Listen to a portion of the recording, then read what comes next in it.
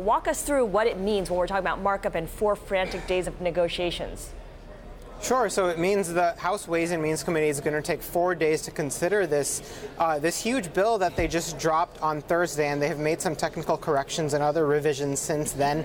They're going to be 4 days for any Republican member, any outside advocate, any lobbyist who wants any changes to get them through here, because the message that Republican leaders are sending is that once this bill passes out of committee, it's not going to be open to amendments on the floor. It's going to be a take it or leave it proposition for members as is. So that's what we're looking at. We have the first day of the markup today. There are some fireworks as expected from Democrats who strenuously object to the speed with which Republicans are trying to push this through and some of the provisions in there, particularly the ones that'll affect Democratic-leaning high-tax states.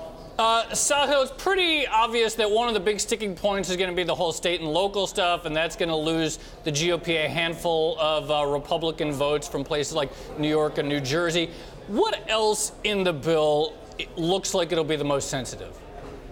Well, we have a new Tax Policy Center study out that shows that in 2018, 12% of American households will see a tax hike. Most will see a tax cut, and a percentage that see a tax hike will rise to about a quarter in a decade, at the end of a decade, when this bill is passed. So that's going to be a sticking point for some members across the board. I think a number of them are not going to are not going to like the fact that apart from state and local, you have the personal exemptions tax break eliminated, so large families cannot avail of that, and the standard deduction won't make it up for a number of them.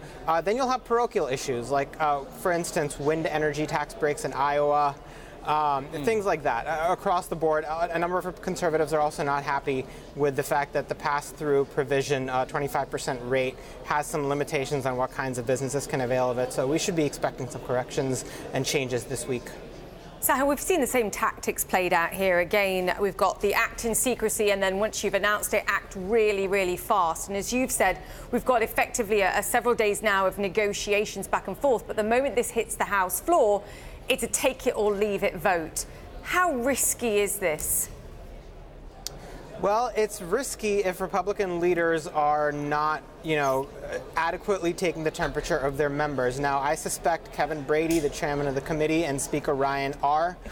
They are extremely dedicated to this. Speaker Ryan, in particular, wants this to be his legacy issue.